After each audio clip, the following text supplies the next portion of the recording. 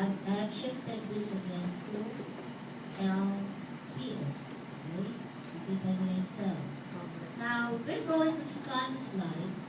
You will see this structure from the tip of the pointer up to that area. Still at the lamina propria. Why? Because this is the line of the epithelium. We have the lamina propria here. That is the intestinal gland, and it is above the muscularis mucosa. Okay? So this is a nodule. You will see any germinal center. The germinal center, it is a light staining compared to your periphery. If you will note, the color is almost the same. Now, let's look at the other part. That is another lymphatic nodule. Let's look at it under standard view.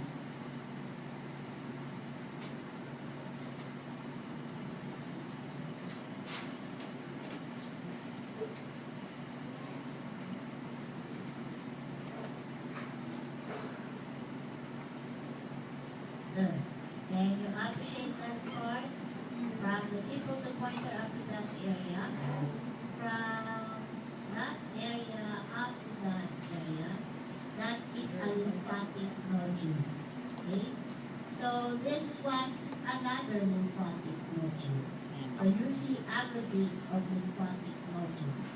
If you see aggregates of lymphatic nodules in the ileum, you know that is an ileum because it has a line. It is lined by your simple columnar with your goblet cells. And you see aggregates of lymphatic nodules. That is your Taylor's patch. Okay? In your book, ano nakasulat? P-A-Y-E-R or P-B-Y-E-R? P-E? Wala ka nakita ba kayong P-A? So, anong spelling niya? Apostrophe. Okay?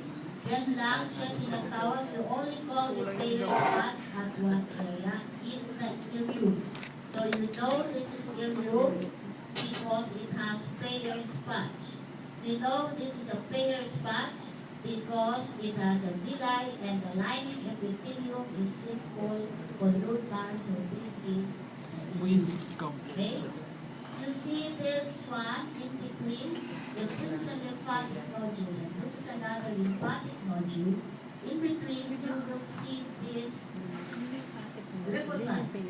They are your dense lymphatic tissue. Okay? Organic focus, section A. Fundamental type of tissue parted. Subtype. Specific subtype. Hindi, huwag lang dense lang ha. Lalagyan nyo ng middle name tsaka surname. Dense lymphatic tissue. So what is this? What is the name? Taylor's patch. Okay?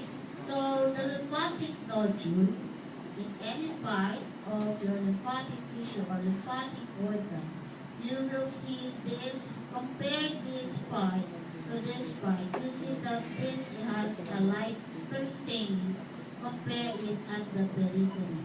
Okay? So this is your germinal center.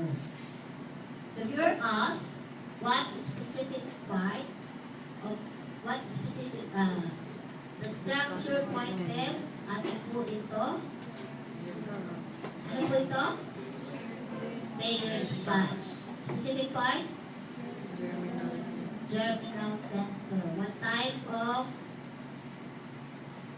cell found here? Ano nakikita nito? What's the parenchyma? If you are pointed here at the center, germinal center, ano nakikita nito? What type of leukocyte?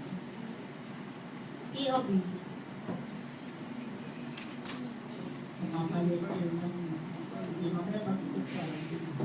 So this part, the darker staining area is the corona. Wala siyang surname ha, turuan na lang. Baka palagay nilang guys yata. What specific layer? Lamina propria. What layer? Mucosa. Okay? Clear po.